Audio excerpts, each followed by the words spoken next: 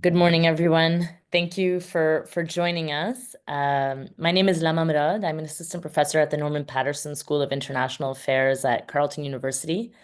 And I'm also proudly a founding executive member of the Arab Political Science Network, which is one of the organizations that is leading this webinar today.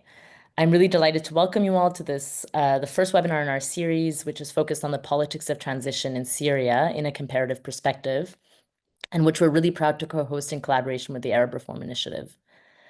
But before we begin, I just wanted to sort of put out some quick reminders and a bit of housekeeping.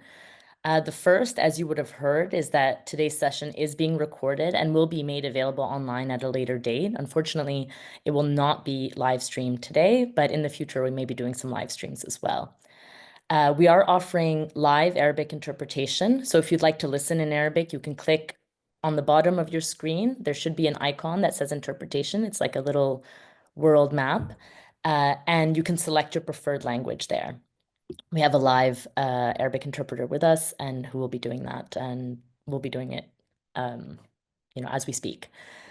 And the other point to highlight is that please to not use the chat for questions, but you can feel free to post your questions at any time, and we'll get to them in the latter part of the discussion using the Q&A button in the Zoom toolbar. So if you put your question there, we'll be drawing from them from the discussion.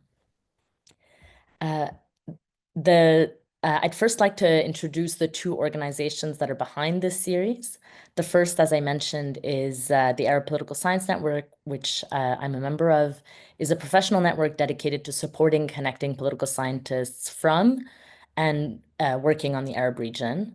Our aim is really to create an inclusive, accessible space for critical conversations, both on research and teaching, and to amplify voices that have often been marginalized in both academic and public discourse.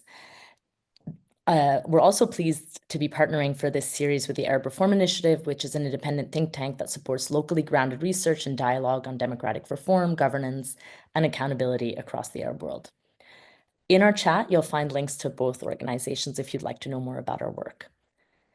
The series that I'm introducing today really emerges from the recognition that in moments of political transition, we often have more questions than we have answers. And many of the questions that we have are sort of intertwined and part of a broader network of issues that are both urgent, deeply contested, but also fundamentally fraught and have many different intertwined issues related to them. So our aim, though, fundamentally is to center Syrian scholarly expertise and to put it into dialogue with comparative cases and experiences that allow us to unravel some of these issues. Importantly, though, this is not really meant to be a series that produces ready-made policy solutions or provides answers that are sort of one size fit all, but rather the goal is to situate Syria within a broader global conversation that asks what comparative scholarship can offer Syria, but just as importantly, what Syria can teach us about the politics of transition. So today's session is the inaugural one. It's focused on post-war Syria and the paths to stability. And it takes up, a very central challenge, but not the only one, of sort of post-conflict governance and rebel rule in Syria. I'm very pleased to have an expert moderator on this issue today to introduce our speakers and to lead us in the discussion, and that's Salam Saadi. Salam is a PhD candidate in political science at the University of Toronto, a former colleague of mine at the University of Toronto, and an incoming postdoctoral fellow at the Weatherhead Center for International Affairs at Harvard University. His research is focused on authoritarianism, minority-led regimes, and the political economy in the Middle East more broadly. So I'll pass it over to Salam, and thank you all again for joining us today. Yeah, thank you so much, Lama. I am really delighted to welcome all of you to this webinar today. As you all know, it's been 5 months since the fall of the Assad regime, and in the aftermath, of course, Syrians across the country experience a profound sense of relief, joy, and hope. But now, as the dust begins to settle, new and growing challenges are emerging.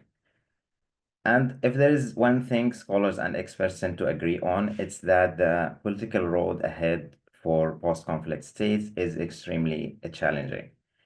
There is often deep skepticism about whether genuine stability, inclusive governance, and long-term peace can take root after a civil war, and of course, Syria is no exception with that regard.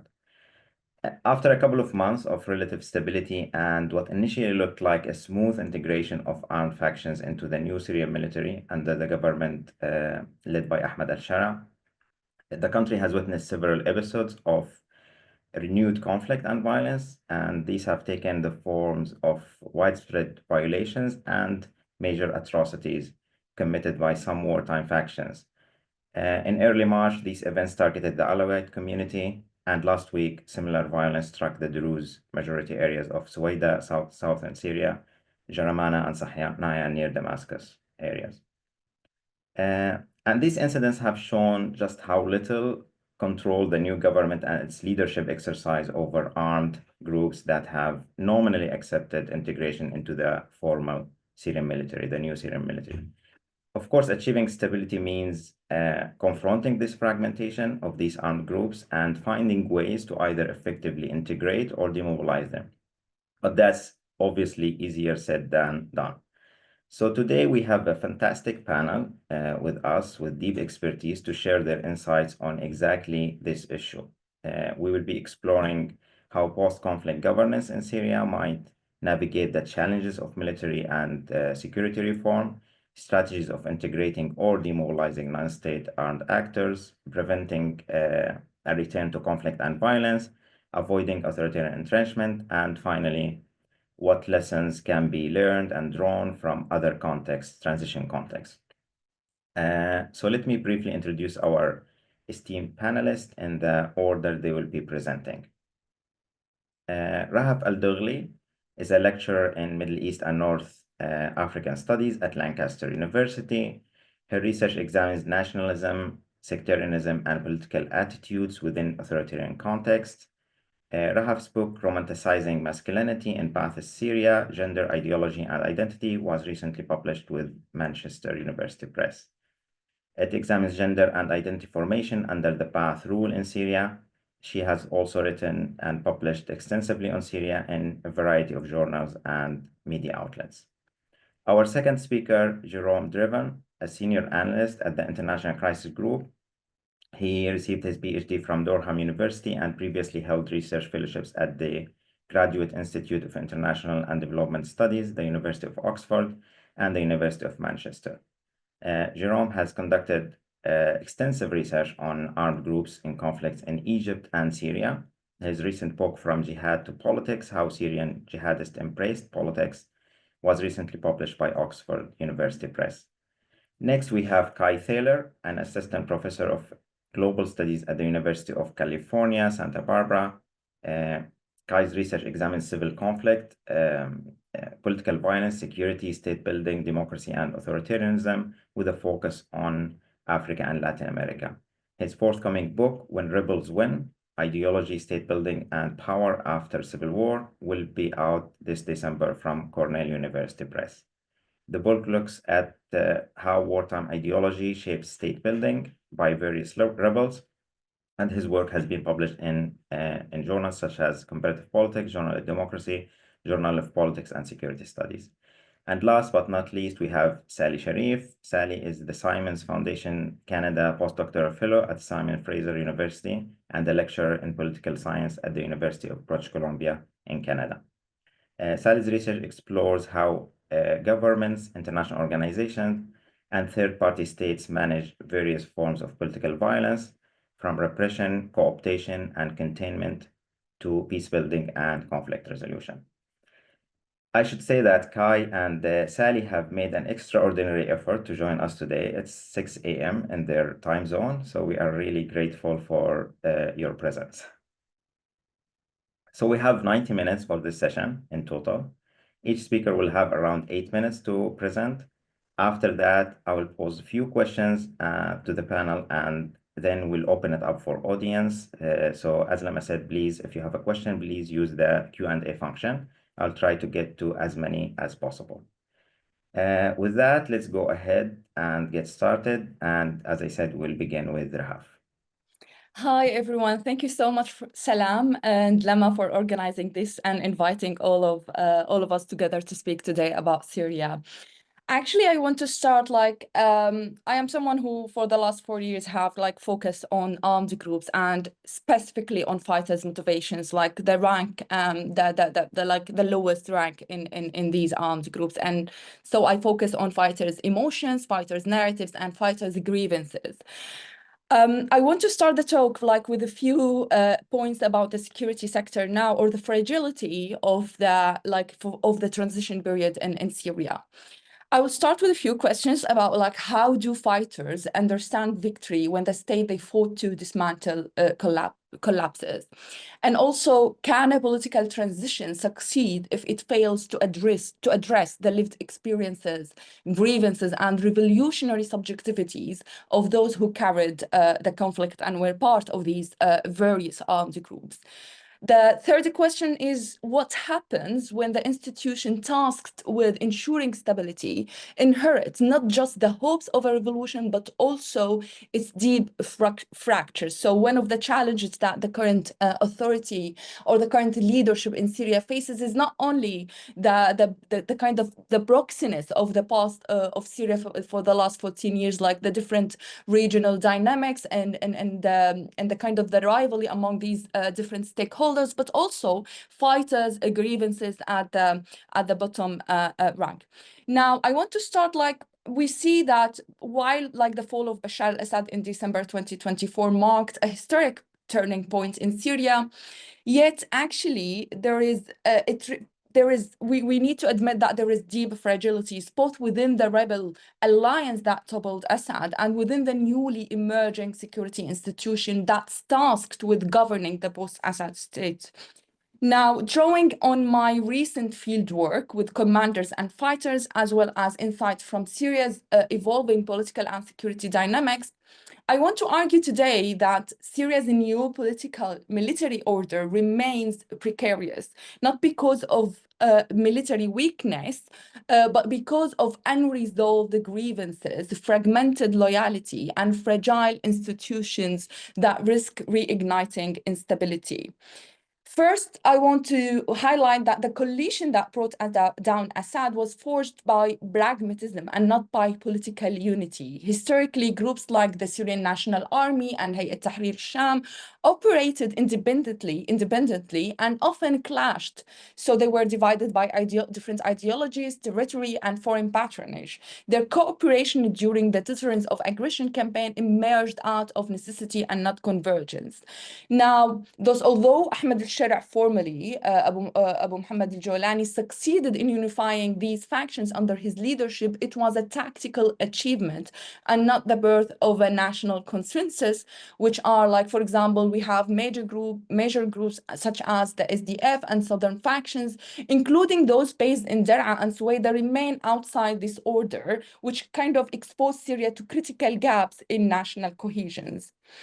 Second, I want to point to that despite the victory speech in January 2025 by Ahmed al-Shara announcing the dissolution of all factions and the integration of rebel groups into a new Ministry of Defense, actually the security sector today remains highly fragile. For example, over the past few months, the Ministry of Interior has rushed to recruit thousands of new personnel with minimal vetting and almost no political re-education.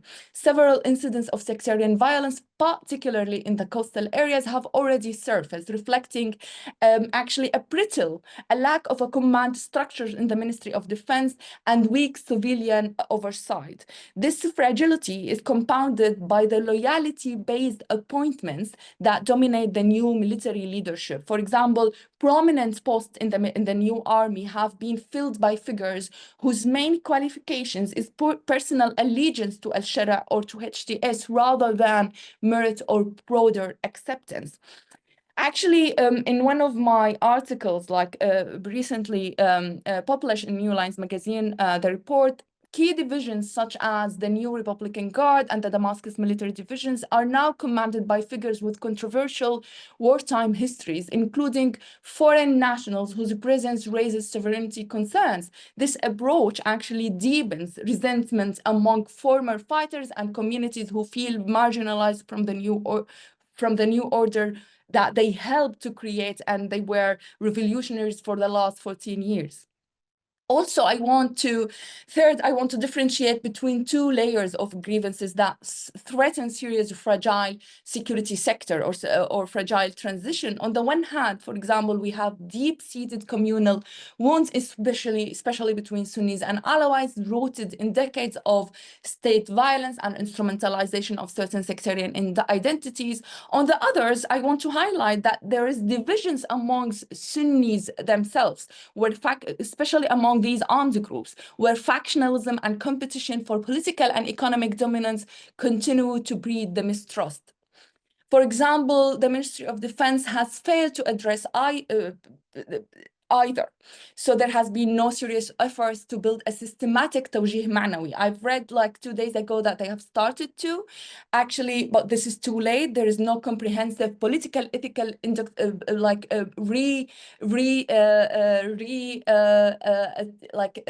restructuring of fighters' emotions and their ethos, which is so important to forge a national identity that rise or goes beyond factional and tribal loyalty. So instead, currently, fighters continue to carry their pre-2024 identities as members of different factions, tribes, or regional networks, which are still not having, the Ministry of Defense does not have a one command structure. And this is partly related to the complex regional dynamics. For example, the SNA fighters or groups who were SNA belong to the Syrian National Army. Till today, they are still receiving their salaries from Qatar and Turkey, and this actually kind of weakens Al-Shar'a's ability to have a command or a command on these groups. Fourth, and perhaps most dangerously, the absence of a credible transitional justice framework, which has opened the door to dangerous forms of informal justice. I've heard, and there are some documented incidents where few groups, security groups from former fighters in some of these armed groups are now taking justice into their hands. So we have seen groups who are tasked with killing ex-regime's followers, and this is dangerous because it tells us that there is a deep security gaps, and there might be these groups might be the next spoilers in Syria. So, as I said, over the past few months, there have been credible reports of targeted attacks against ex-regime followers, which carried out without any judicial process, fueled by personal grievances and a desire to avenge atrocities committed during the war. Actually, these developments represent a profound threat to any prospect of building a lawful and rights-based order. I want to hint also, there is a fixated revolutionary identity among these fighters where their identity fuses with the grievance and there is no institutional path to justice. So revenge becomes the substitute, and this cycle risks plunging Syria into renewed cycles of violence outside any official state authority. Also, I want to hint that that the new political military order faces the critical external pressure that further complicates stabilizations. We have many different stakeholders, regional and international actors are still trying or vying for more dominance after the fall of Assad. We have still SDF somehow backed by the US. We have still Turkey using some proxies like the Syrian National Army, and we have a new actors trying to have a role in the new Syria.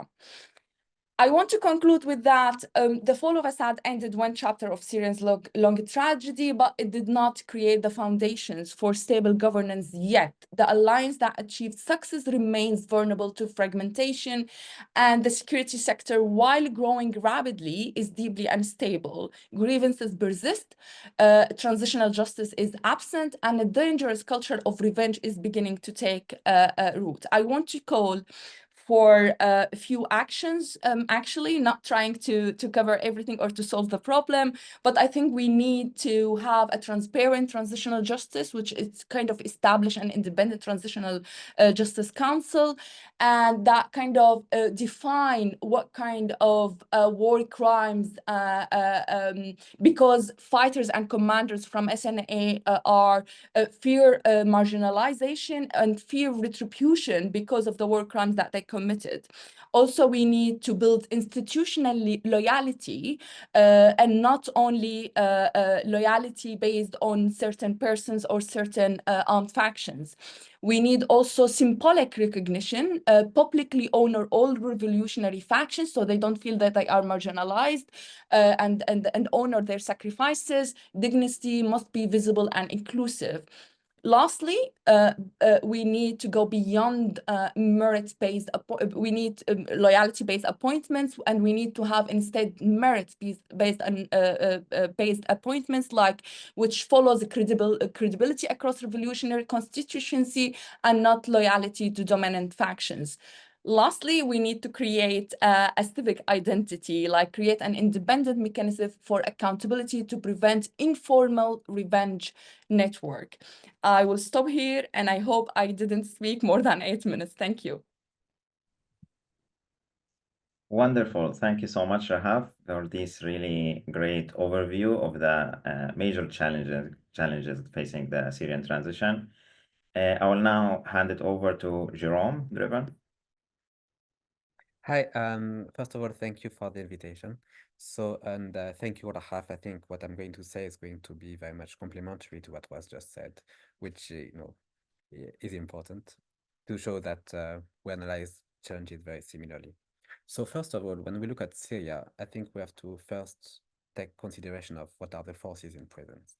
So when we speak of the armed insurgency, as was mentioned earlier, we speak of different forces. So the main one really is HTS and its allies. So those were the former Al-Fath al-Mubin operation zone. So since 2020-21, they've totally restructured their military forces, they improved their training, coordination, and they fought with one another for 4 years. And all of the other groups that are with HTS have basically agreed to be led by HTS in Idlib, and now they are forming the core structure of the security forces and of the army inside Syria. Then the second main force are the SNA. So when we speak of the SNA, despite being called an army, we speak again of a plurality of groups. Some of them are more or less embedded locally. Some have been involved in criminal activities in the past. Others are based on more narrow ethnic sub-identities. So those are far less cohesive and far less organized, but also they had antagonistic relations with HTS in the past. Sometimes HTS used some of them to fight others or to infiltrate the areas in the north of Aleppo that this group used to control. And in addition to that, there are really the autonomous groups. So the largest one are the SDF, obviously in the northeast, but then also some smaller groups, like those in the south, that agreed to participate in the operation to take over Damascus and to take control of Syria, but they don't have the same history of coordination and integration with HTS and its allies. So then, when we want to understand what is going on in Syria, we have to understand, first, what is the plan of the government, what the broader objectives that the government has been trying to achieve for the past few months, and how this contrasts with the reality on the ground. Because you might have a bigger plan, but then reality does not allow you to transform it into a reality. So the government's plan really is to have a united army. So the idea initially was to say, we are going to dismantle all the groups, which officially happened, but in practice those groups remains. But in theory, it was to dismantle all the groups to integrate them in different structures in the army according to their strengths, specialization, the qualification of their soldiers and of their leaders. Ideally, the first step would be to have them in new divisions that the government would create, and then potentially to include their leaders in different positions within the army. Then, over time, the army would recruit new soldiers, create new divisions, expand, which would ultimately dilute the role of the factions. So that was how HTS started, but this is facing very important challenges. The most obvious challenge is money. The government is still under sanctions internationally. So those sanctions are affecting Syria as a state. So those are sanctions that were affecting the regime, but are still affecting now the new authorities. The government is also sanctioned because of HTS itself. HTS remains listed as a terrorist organization by a range of states, by the Security Council. Also, many of the foreign fighter groups that have integrated the HTS over the years are also listed.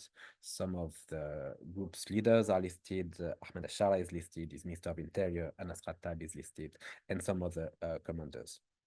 So it means in absence of revenues, the government cannot really incentivize the groups into diluting their forces into the new army because it can't pay for their salaries. So as mentioned by Rahaf earlier, HTS continues to pay its own soldiers, but soldiers from the National Army are still paid by Qatar through Turkey, which means that not only those revenues are less important than what HTS members get, but also it means there is no centralization of resources.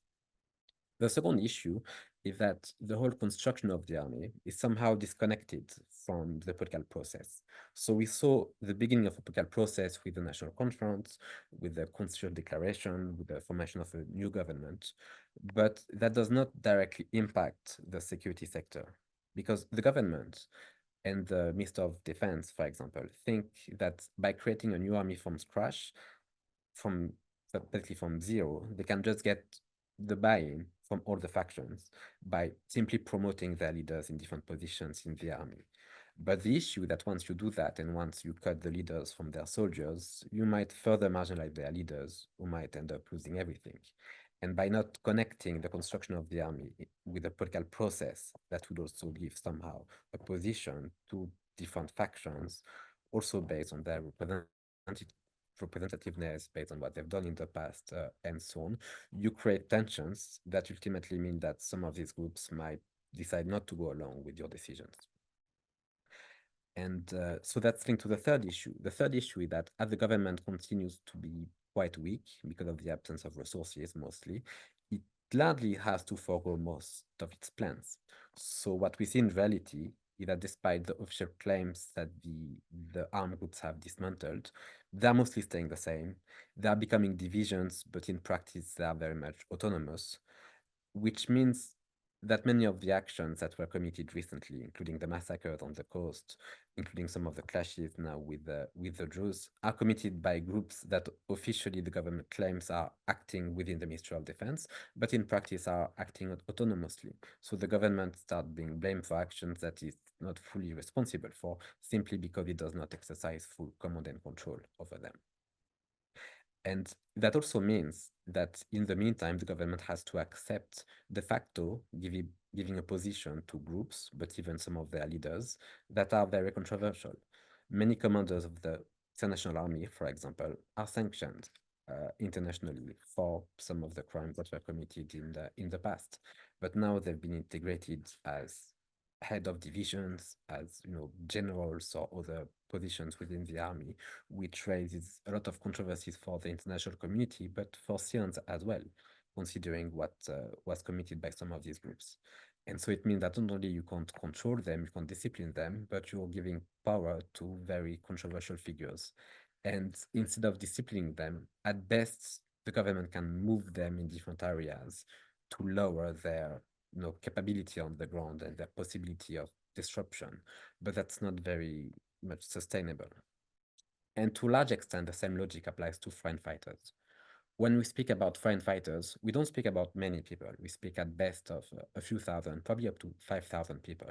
And half of those are probably from the Turkestan Islamic Party. in addition, there are also foreign fighters from European countries, Arab countries, Central Asia, Russia, and so on. In the past, HTS's approach was to purge the ranks of the foreign fighters by eliminating those closer to Islamic State and to Al-Qaeda, and to force their integration into HTS's own military forces. But now it's becoming an issue because some of these fighters, I mean, all of the fighters theoretically have joined the army, and some of their commanders have also been promoted. For the government, it's a way to reward them to some extent, but also to control them. But this is not how it's perceived by many foreign countries, who see it as, the promotion of listed individuals into a new state army, which they find very problematic. Also, there is an issue also in terms of political integration of the Alawites. The security forces and the army linked to the regime have dismantled. Other communities are trying to find a position within the state, but there is for now little space for Alawites per se. The Alawite issue is mostly seen under the security as a security issue, so to prevent a new insurgency and to find potentially some collaboration with local leaders, but there is no real discussion about their integration politically within the new Syrian state, and partially what it means with regards to their integration as well within the security forces. That doesn't mean that former regime officials have to join the army, but there has to be also an Alawi presence within the new state. And now Syria is at risk in the sense that the sanctions are still affecting the government, affecting its ability to restructure its security sector and its army. The recent killings, both in the coast, but now against Druze as well, are making foreign countries even more reluctant to leave them, thinking that it could be used as a further leverage to get some guarantees from the government. And that means also that foreign countries could become more reluctant to even support the restructuring of the army. There are real issues with the government, including the authority and control of former HTS and has reflected in the constitution, but the absence of support by foreign countries and a weak government would mean that the new authorities would be even less likely to prevent potential new clashes and killings against civilians. So for now, when we think of the construction of the army and the construction of the security services, those are very much ad hoc decisions that the government is taking based on the evolution of the situation. I think that what would matter would be to have a clear political pathway that integrates both discussions on the nature of the state within discussions about the new constitution, the inclusion of Syria's plurality of constituting parts, and how this fits with both the nature of the threats that Syria is facing and the type of army and security services that have to be built in response. Thank you. Thank you, Jerome. We will now turn to Kai Thaler, who will share a comparative perspective from other cases of military and security integration and efforts to build stability after conflict. Thank you, Salam. So some of this will follow on what Rahaf and Jerome were talking about before, and hopefully also lead into what Sally will be discussing as well. So around the world, rebel victory has resulted in widely varying types of states and levels of regime durability. Some rebel victors are never able to seriously consolidate power, like recently in the Central African Republic. Others create very long-lasting regimes, like in Cuba, China, or Mozambique. One recent finding from Killian Clark and Meng and Jack Payne suggests that a key determinant of regime durability is whether there's one cohesive rebel organization or coalition, or the armed opposition is highly fragmented. Fragmentation can make regimes much more likely to collapse. This is not always the case, however. Sometimes, like in Angola, one rebel movement can gradually consolidate its power against others who have been active at the time that the old regime was displaced. And as discussed by others already this morning, one key factor in establishing stability is the relationships and potential conflicts between HTS, the SNA, and other armed actors.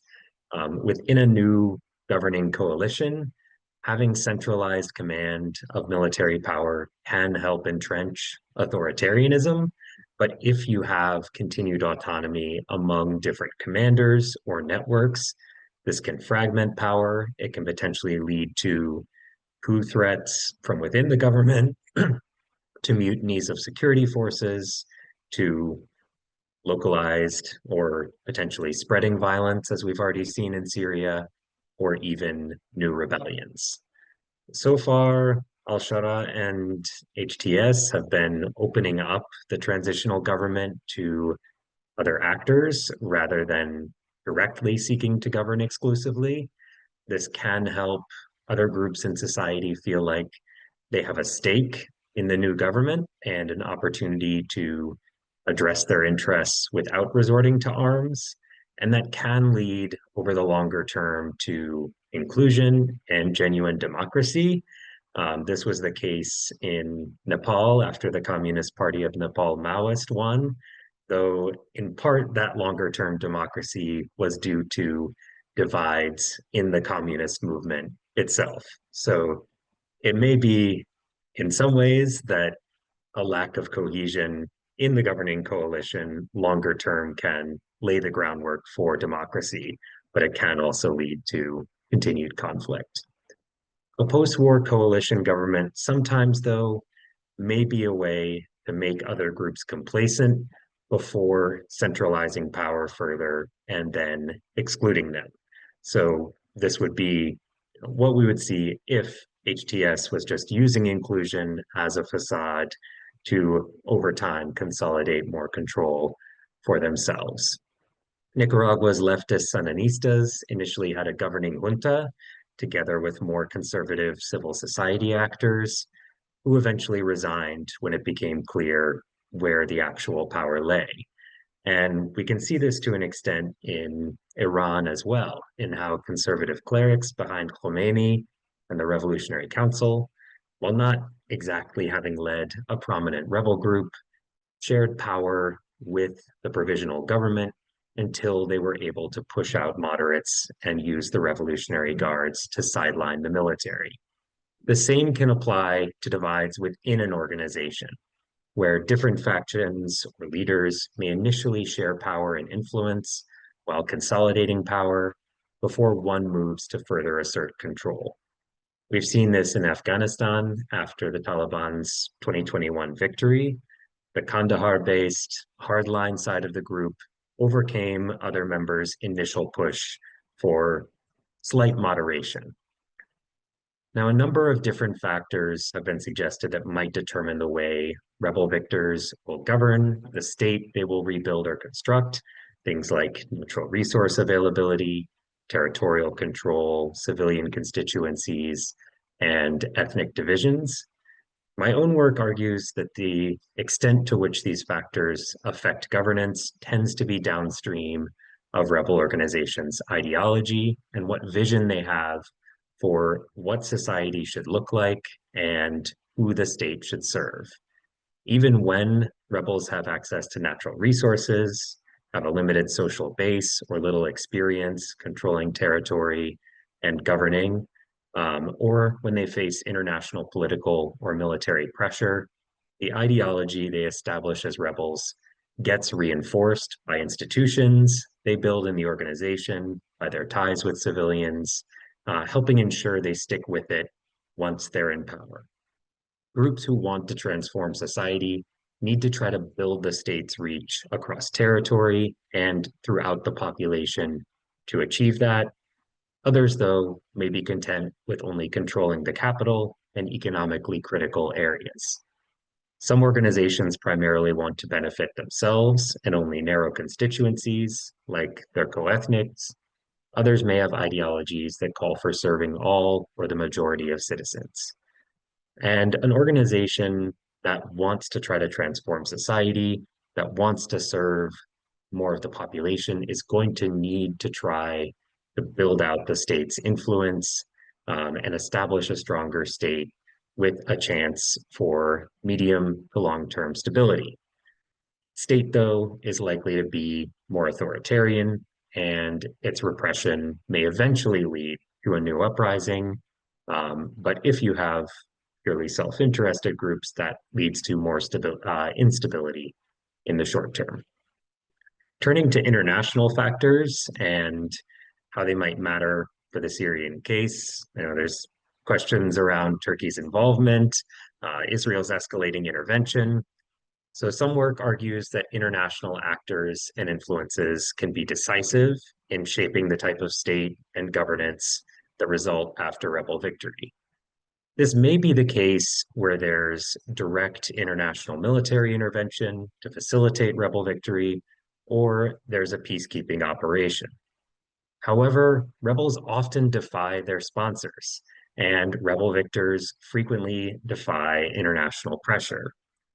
In the Democratic Republic of Congo, the AFDL, which was a fairly loose rebel coalition that was brought together by Rwanda and Uganda, they turned against their Rwandan and Ugandan backers once leader Laurent Désiré Kabila was in power, instead seeking support from other countries in the region.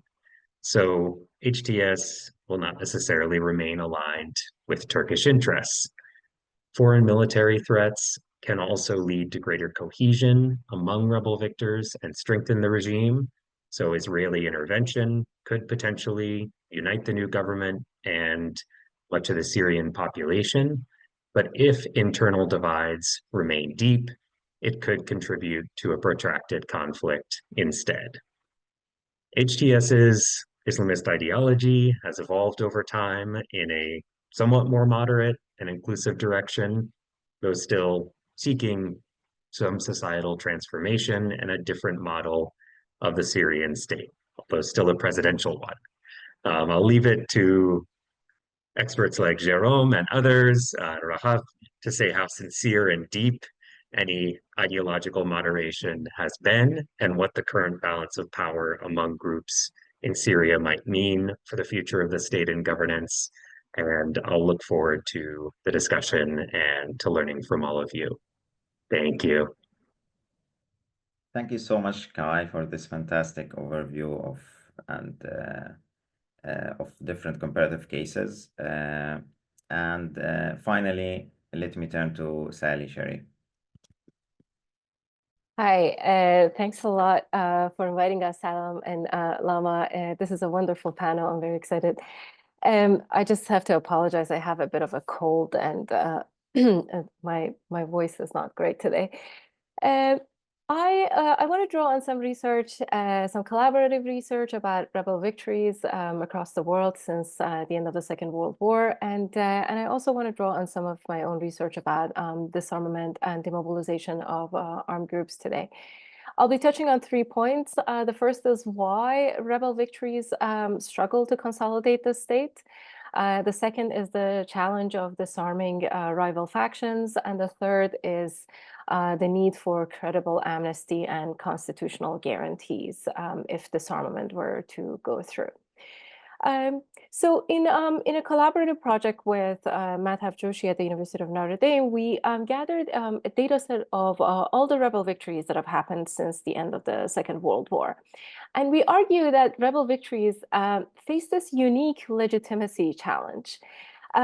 This is because when rebels win or coalitions of them win, it is not the case that they necessarily have control over the entire territory during war. So they always have pockets of opposition around the country or areas that have been under state control where people might not be very happy with rebels governing. And because rebels take over the state and they sort of take over this entire pie, the moment victory happens, it sort of signals this idea that if the state is so weak, then it is up for grabs. So if the whole pie can be won by one group or a coalition of groups, then this could be done again. So there's this idea that if the state were to fall once, then it could also fall a second time.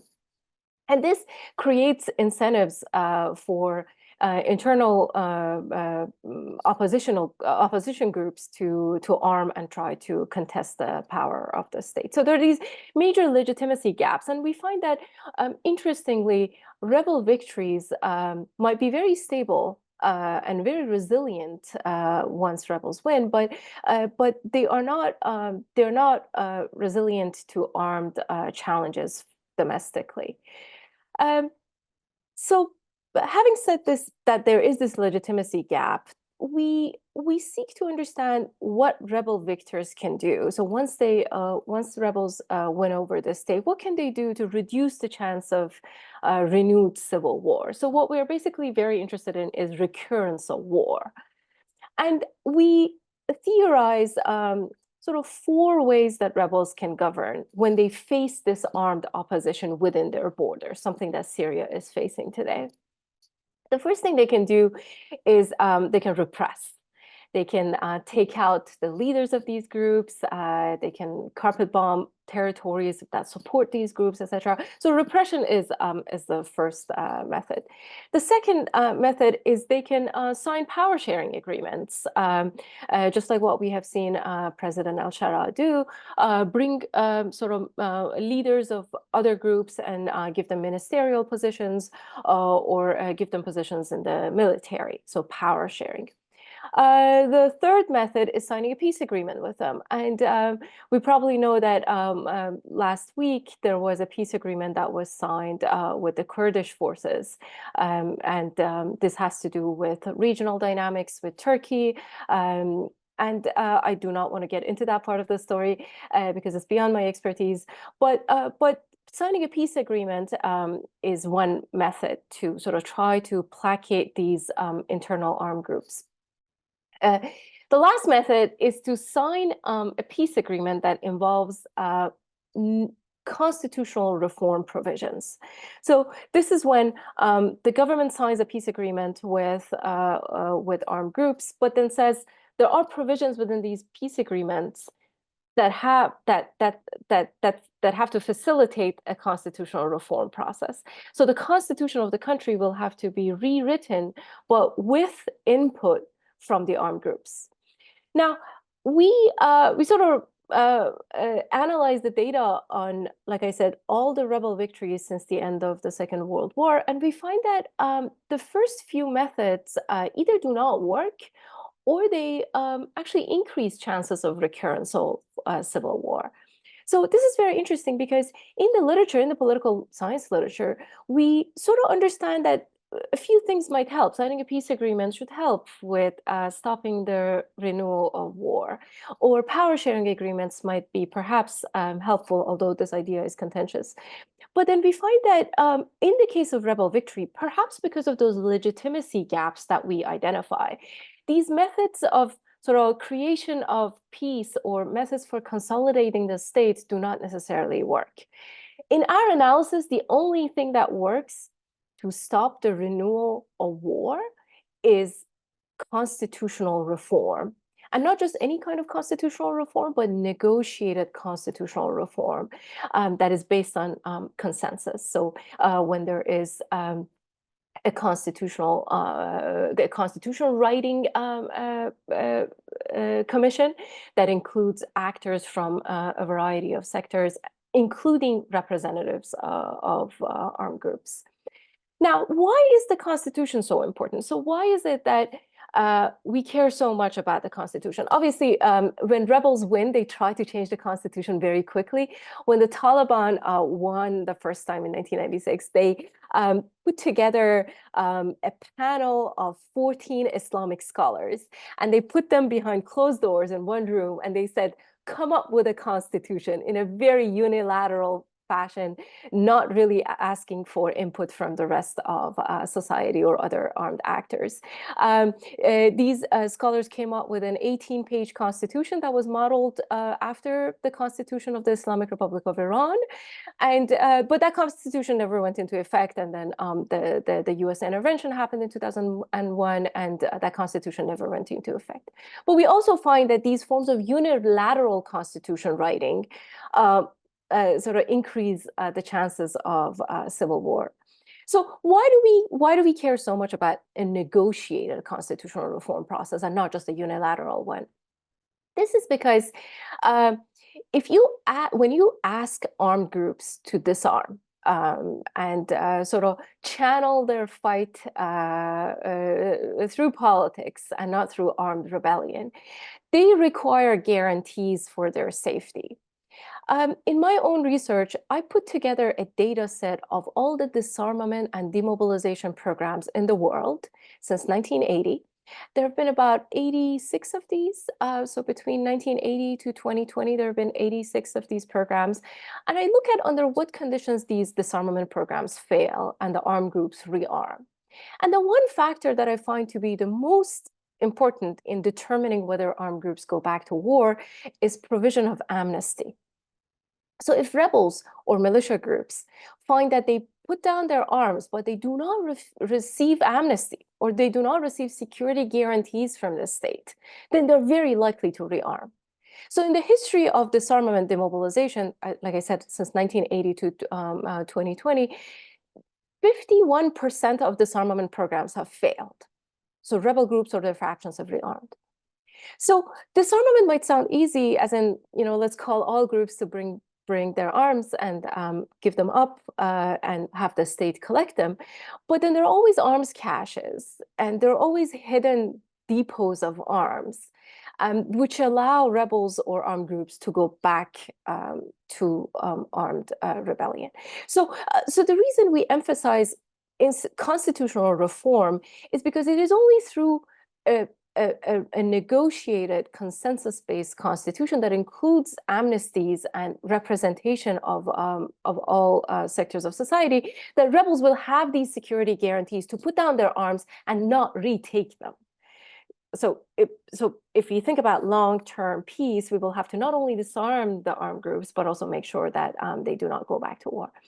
The other reason constitutional reform and negotiated constitutional reform is important is that when rebels win, like I said, the first thing, their main concern is changing the constitution because they do not want to govern with the same constitution of the ancien regime.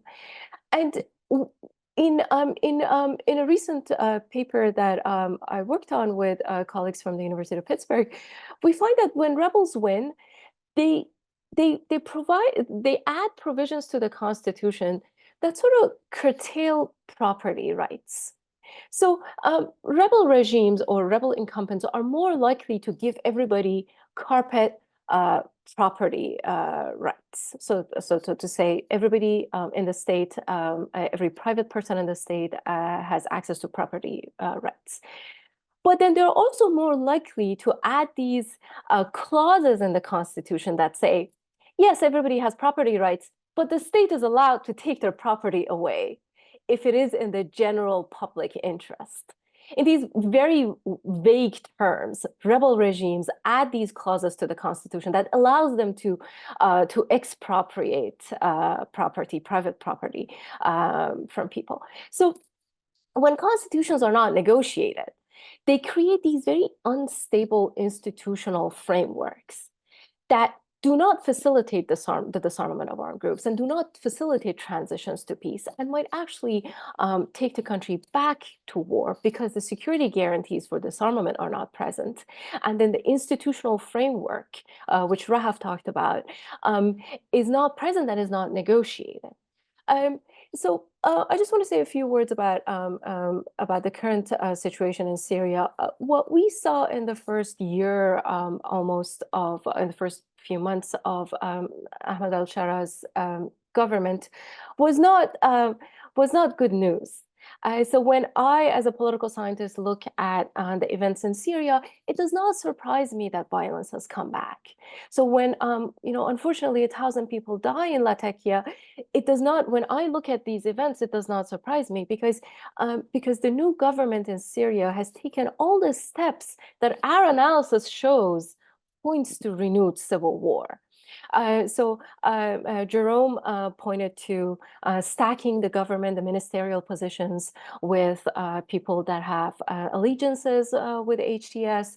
Rahaf talked about the fragmentation of this group and the challenges of control, and Kai talked about sort of the shift from coercive to non-coercive methods of governance. And all of these things are sort of the textbook formula for recurrence of war that we see in our analysis. So, the last thing I want to say is, if we were a few things that the government could do right now, it would be to shift from coercive to negotiated security integration, to pair this disarmament drive, this request for armed groups to put down their arms, with a comprehensive, legally entrenched amnesty, and to launch an inclusive constitutional process, unlike what Ahmed al-Sharaa is doing, which is having created a commission that does not include others, that decentralizes power, guards property rights for minorities,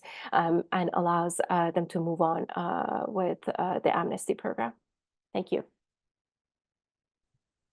Thank you, Sally, so much for this wonderful overview of different types of power sharing and their effect on the outcomes of different transitions.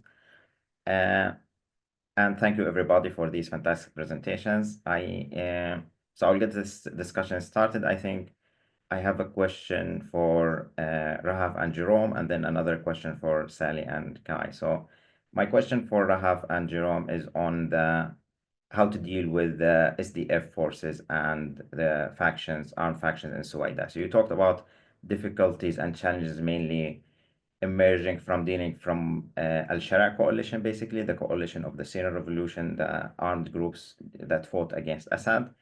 But when it comes to the SDF and faction in Suwaida, three probably options or scenarios seem possible. Al-Sharaa might try to co-opt these groups, confront them militarily, or accept a de facto reality where he lacks control basically over parts of Syria. So in your assessment, which of these outcomes is most likely, based on whether all the challenges that you mentioned, structurally really important major challenges, but also Al-Sharaa personality and leadership? May I start, or Jerome? Okay, so I think, thank you so much, Salam, for this question. And I think to me, I mean, it's a very difficult question as well, because there are challenges for Al-Sharaa even to accommodate SDF with the complexity of the regional dynamics. As I said, like US is backing SDF. We have ISIS prisons in the Kurdish areas. But also, I think there have been mistakes committed by the new government, like the Al-Hiwar al-Watani, the national dialogue that never included any of SDF forces.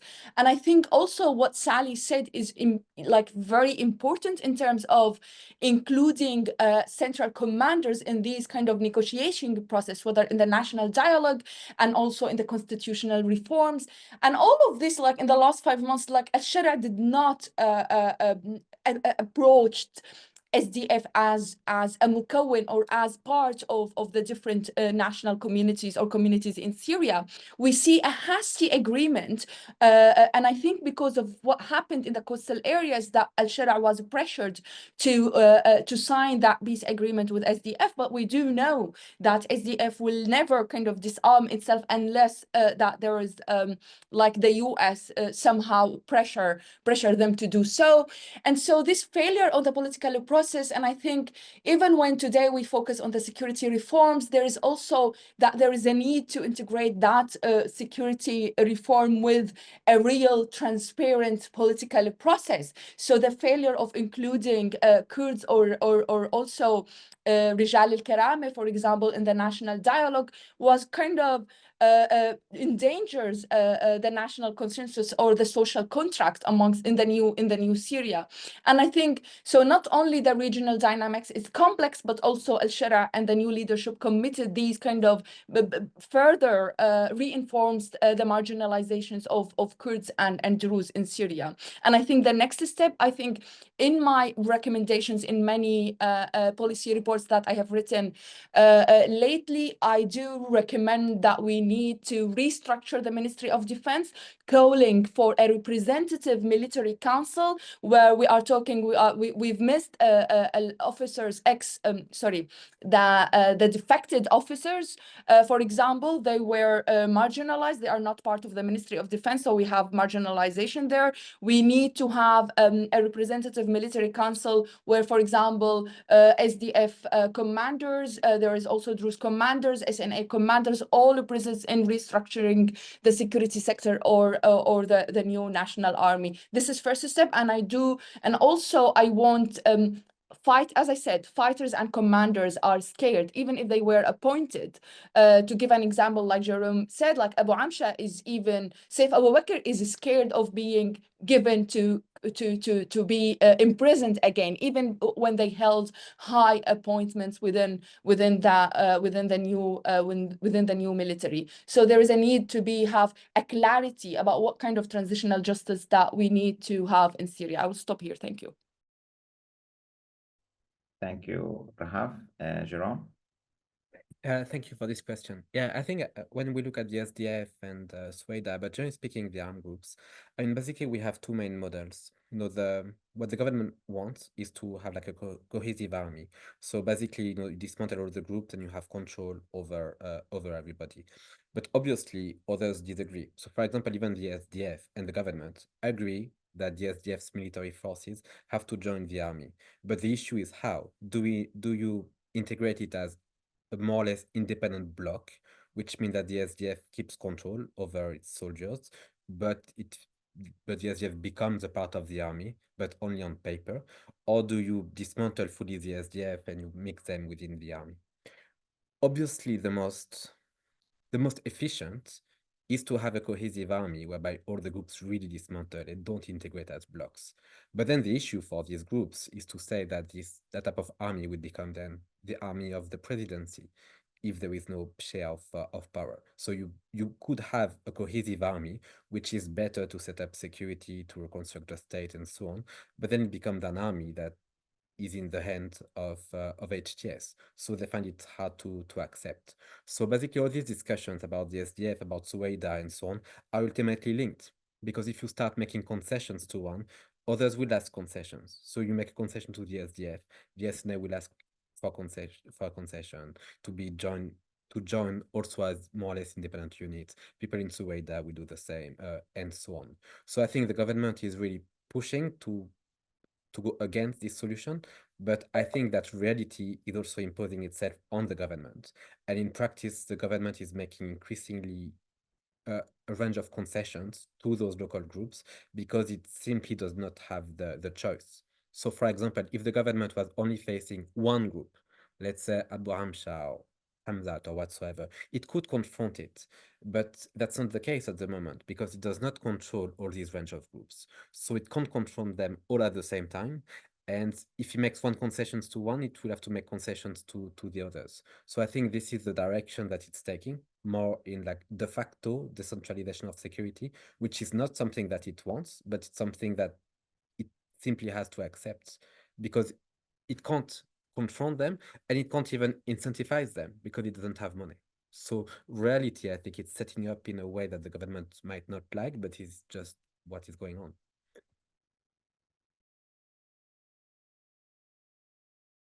Great, thank you so much, Jerome. So the question for Sally and Kai is on basically the negotiated agreement and and power sharing agreements versus implementation. So the effects of these agreements, disarmament and military integration programs on civil war recurrence and return to violence are basically mixed, if you agree. Often because, or probably because, agreements are like either poorly designed or poorly implemented also, right? So if you can comment on these two dimensions, like the implementation of these arguments. Sally talked a lot about different types of power sharing agreements, but if you can comment on the implementation of these agreements on the ground, I'm not sure if you can apply that to the Syrian case. And Kai, if just a little bit expand on the issue of ideology and vision, that was really interesting. So what aspect of ideology and vision you think is important for the transition, if you can clarify that? Right. So this is a hard question. They say the devil is in the details, and you're absolutely right that once a peace agreement is signed, then the hard work of implementing it and translating those provisions in the peace agreement into public policy, that work starts, which is very difficult. What we know from implementation of peace agreements is that number one, peace agreements that have a robust support from international actors, such as the UN, are more likely to be implemented successfully. And I believe that the current president's sort of distance from the UN and other international organizations is slightly harmful to the peace process or to state consolidation. For instance, if there is a disarmament process, I agree with what Jerome said, which is that we cannot integrate all the fighters into the military. Number one, that would sort of create a bulging effect, and the state might not have the resources to support these fighters, these combatants, once they are integrated. The second thing is that a lot of militia groups, when they're integrated into the army, they maintain their own identity. They cannot be fully integrated into the army, and sometimes they rebel, which is what we see in Sudan today as the civil war restarted once the Rapid Support Forces, the RSF, were integrated into the military. So integration is not necessarily the answer. The other side of the coin, if you decide not to integrate, is to disarm, demobilize, and reintegrate, to do DDR, which was one of the questions that one of the members of the audience posted on the Q&A. So DDR processes require a lot of international backing. In these programs, the World Bank is involved, giving loans or creating projects for combatants, helping with the post-conflict economy to raise sort of people's, generally communities from poverty, and then allow certain opportunities for combatants so they do not revert to war. So implementation is very difficult, but what we know from the political science literature is that some peace agreements are more likely to succeed in terms of implementation than others. So the design stage is also very important. I agree with Rahaf that this peace agreement, this agreement that was signed with the SDF last week, it has only 8 points. It's very bare bones. It is not very clear who's doing what. It's not like there's no detailed timeline in terms of what is going to be implemented. The SDF keeps maintaining that they are not going to disarm, whereas the agreement says that there's going to be institutional sort of cohesion of the central government and SDF. So it's very vague, and we know, if anything, from the literature, that peace agreements that are vague in terms of their provisions or are not comprehensive, so they do not include everything, such as providing amnesty, transitional justice, constitutional reform, executive reform, electoral reform, legislative reform, etc., they are more likely to fail. So it is true that implementation will be difficult, but then in the design stage, there are certain concerns that have to be taken into account, and especially with how people are involved. Input from different sort of sectors of society are involved in the design stage. That will sort of foreshadow how the agreement is implemented and whether it will be successful in bringing about peace. So I'll echo Sally here on this point that she made, that implementing peace agreements, issues around security sector reform, disarmament, demobilization, and reintegration, in the absence of strong international guarantors, is very difficult because it's hard to build trust among different actors, to agree to put down their arms, to, believe that if we give up our autonomy now, that we will, as Jerome was saying, not just become a tool of the presidency, we can still represent our own community's interest and protect them. And I think this is, also, as Sally raised, the issue of a lack of international trust or engagement with Al-Shara and HTS potentially being a problem. This is something that Jerome and his colleagues raised in Foreign Affairs a few months ago, trying to take a lesson from Afghanistan, and the refusal to engage with the Taliban, treating them as illegitimate, potentially being a lost opportunity there to not totally reshape how they were going to govern, but lead to a somewhat less extreme eventual government that resulted. So ideology does matter there if you are going to have some form of international engagement, or as other groups are trying to advocate for their interests.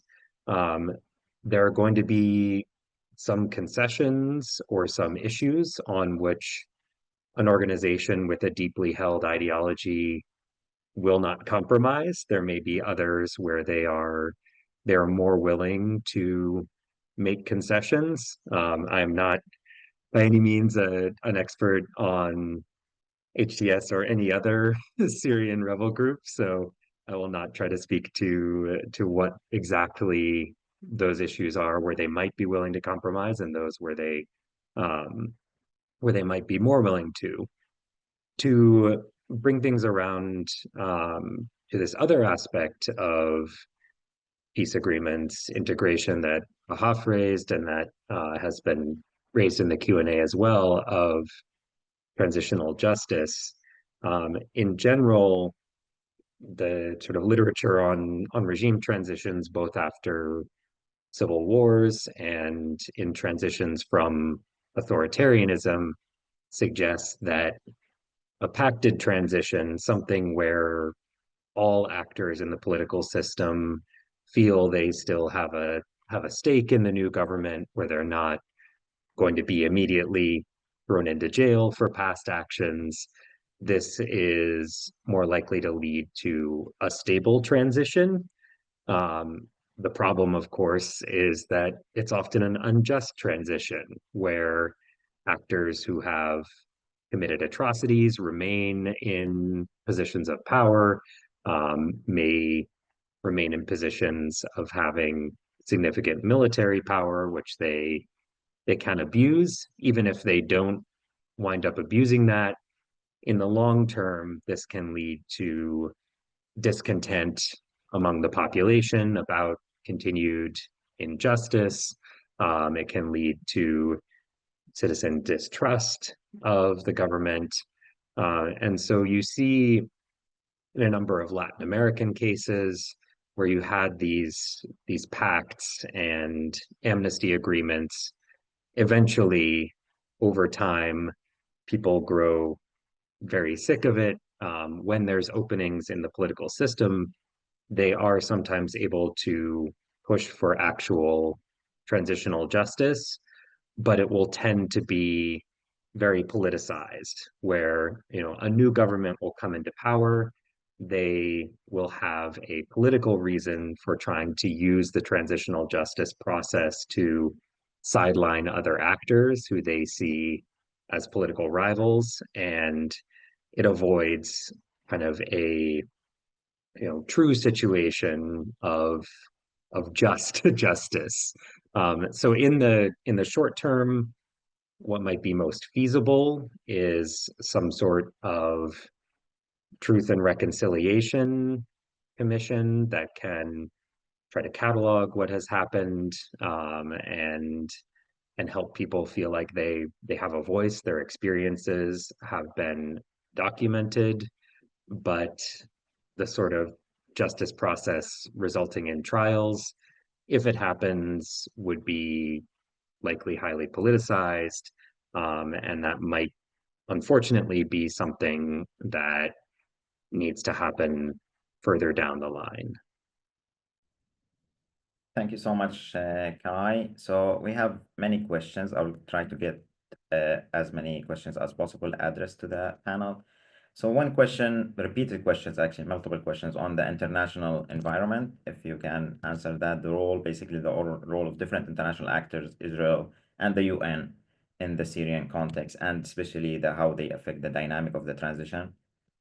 Another question that's really interesting about local communities. How have local communities filled the governance vacuum by establishing informal systems of support and protection properly? And how might these grassroots structures function alongside or in place of state institutions and reshape the dynamic of transition if that's really happened in different communities because of the vacuum and security?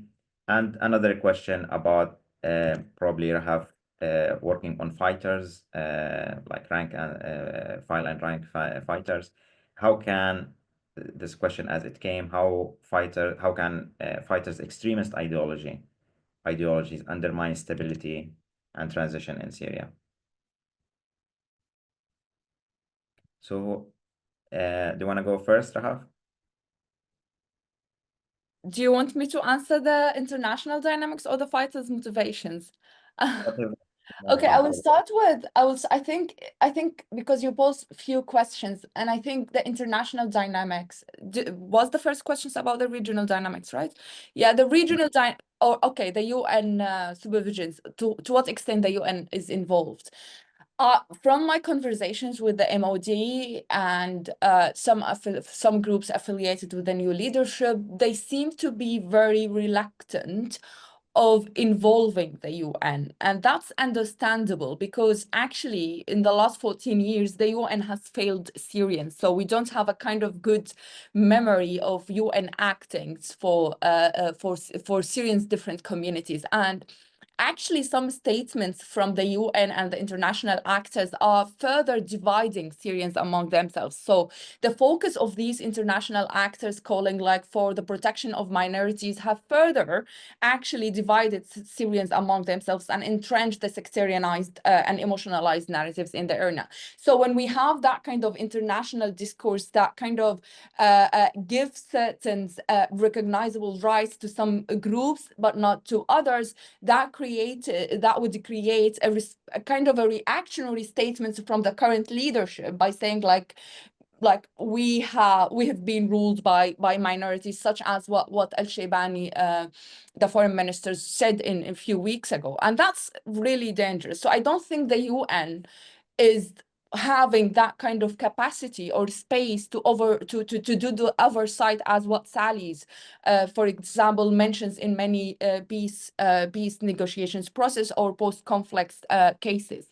Now, in terms of fighters' motivations, I think they do differ. So the different armed groups are not, they don't have a kind of one or unified revolutionary identity. Some of them, they were more of they fused their identity with the territory that they have, they control, which are their lands. So they have that kind of motivations to continue fighting. Others they are part of these armed groups are built on tribal networks because they are part of that tribal networks. Others, there is greed. Like there are some armed groups in Syria during the 14 years that greed actually plays a central role in defining their motivations.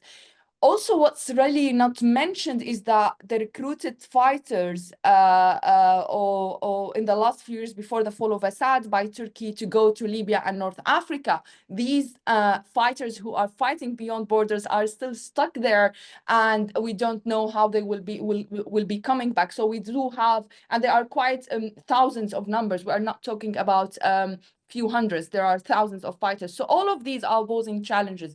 Now, I think briefly, before these armed groups consolidated توجيه المعنوي They signed Geneva Code. However, the socialization process of these fighters also among these various armed groups took different approaches.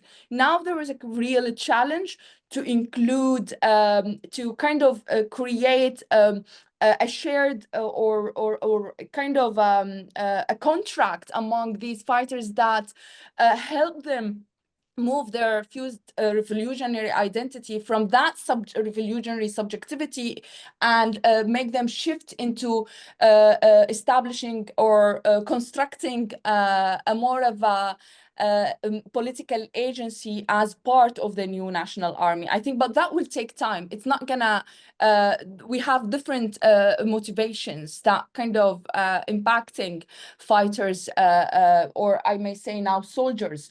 We have deep grievances still, as Jerome mentioned, we have deep grievances among these different armed groups, and there are often more the new leadership is focusing on the central commanders, but not the file rank fighters. And though the file rank fighters might become spoilers or resisting the new leadership, which kind further complicates the security stabilization.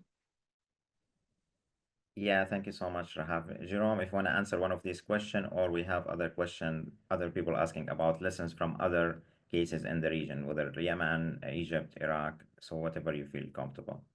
Okay, I can go quickly. I mean, about the international environment, about Israel. I mean, to a large extent, Israel is trying to exploit internal divisions to basically keep the Syrian state weak for decades, potentially. I think that even if HTS was not in charge, even if you had quote unquote a more moderate group, I think Israel would still do the same because its objective is more targeting Syria as a state as opposed to only one group. The fact that HTS is a former jihadi group helps, but I don't think it's like essentially the reason. And at the same time, because of how Israel has been acting for the past year and a half, both in Gaza, in Lebanon, and also in Syria, the government has very little thing to do. I mean, they can complain at the UN, they can try to forge alliances in the region through Turkey, potentially also reaching out to Gulf countries, to Russia, and so on, but they cannot face Israel by themselves. It would be extremely naive to think otherwise. They're intelligent enough to know that the first bullet that they launch at Israel will be met with a massive, massive response, which they can't afford to tackle. So they have very little agency in a way in terms of their own response, and none of that includes a military response. Then in terms of the what were the yeah I mean, one of the issues as well for the government, to a large extent, they have revised the ideology, their positioning towards society, and so on. But now they have to go beyond.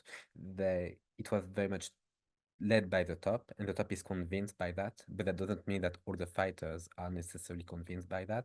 It doesn't even mean that the radicalism of the fighters is necessarily jihadi. I don't think it's jihadi as much as Sunni. Part of it is Sunni pride. Part of it is getting revenge against Alawites because of what happened. So it's more sectarian than ideological, but it's something that they will have to target, and something that will have to be also addressed, as mentioned by Rahaf in the trainings. I mean, now they're building a new army. They also have to unify, what it means to be Syrian, what is national identity in Syria, what are they basically? We know that they are no longer jihadi, they're not Ikhwan, they're not Salafi. Okay, fine, but what are you? What is Syria? Where is Syria heading? Those are questions that they need to ask to respond, but not by themselves. They need to respond with Syrians. It has to be a consensus to create something consistent. And that's not something that will be easy to do. It will take years. Thank you so much, Jerome. So we have less than 5 minutes. So Kai and Sally, like 2 minutes for each. If you have like any comment on whatever I mentioned, some people asked about sanctions. If you have any comparative perspective about sanctions in other cases, how they work, or international actors, or anything you want to add or comment. I guess I'll just, picking up on some of what Rahaf and Jerome were saying about needing the rank and file to buy into whatever vision is being discussed among commanders, and at the top there's often much less ideological buy-in among the rank and file, or their ideas about what they're fighting for may be, or what an ideology means may be very, very different than what commanders say and present. And if you have people at the rank and file, at lower ranks, who have a clear vision of what they thought they were fighting for, and those at the top are making agreements that they feel go against that, that's where you're likely to see new mutinies or fragmentation. And so, to echo what they were saying, it is really important to either make sure that agreements are taking into account what people at the grassroots thought they were fighting for, or finding ways to reshape how they see the future and how they see their place in it, into this broader nationalist vision. When it comes to sanctions, there's huge debates about how effective sanctions are, in what ways they are effective or not. In general, if you have targeted sanctions against particular actors, it can constrain their action somewhat. It's unlikely to totally change what they were trying to do, and may often lead to backlash. And it also makes it possible for leaders to try to exploit nationalist sentiment, and argue that they're being subjected to international campaigns of interference. So it can actually increase their legitimacy, or at least give them an excuse for why they're not delivering on promises that they made, for why it's not possible to, actually make freedom or democracy what people thought it should be. And so I think that's something where a lot of care needs to be taken, and where, in fact, relaxing or removing sanctions tends to be more effective than maintaining or deepening them. Thank you so much, Kai. We still have only 1 minute. Sally, do you have any final comment? If there's only 1 minute left, then I would like to say there was a report a few years ago that sort of mentioned the 4 countries in the world that have been most affected by climate change. Those 4 countries are the United States, China, Syria, and Iran. Now, as a country that has been in war for almost 14 years, and the deeply the deeply rooted divisions that exist in society, and all the questions that I see on the chat, like what do we do with the Druze? What do we do with the SDF? What do we do with the foreign fighters? There are so many questions that are facing Syria, and I believe that perhaps we need to take a less than idealistic approach. Like, what is a perfect Syria going to look like? And I understand why there are temptations to do so, because we are building the state from the ground up in a way, or we are building the government from the ground up. Some remnants of the state still exist. But then perhaps a less idealistic vision of what is okay for now might be a better approach. And if I could make one suggestion, if I was sitting in front of the president of Syria today, would be that the president has been calling for foreign direct investment, for FDI, and investment by international actors to lift the economy out of the situation that it is in now. I want to say the international organizations, including the IMF and the World Bank and the United Nations, spent $300 million on disarmament demobilization in the Sudan. The US has spent $500 million on DDR in Afghanistan with the Taliban. Both of these programs failed.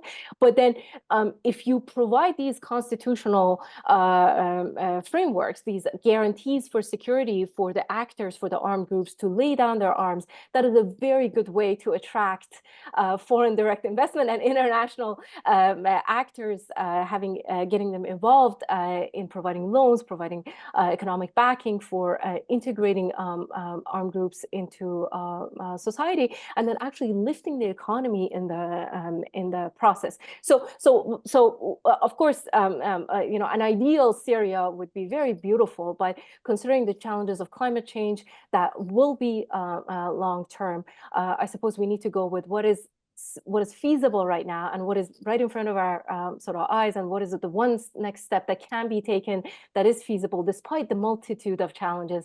And this is the way that I see forward. Thank you.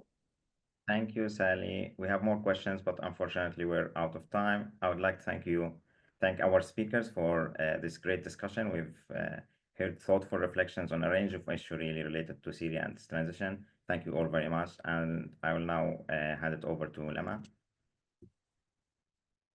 Thank you so much, Salam. I want to thank you for leading this discussion and you know, ushering us through what was definitely very thorough, but also you know, as Sally just alluded to, kind of one among a vast array of issues that Syria and many countries have had to tackle.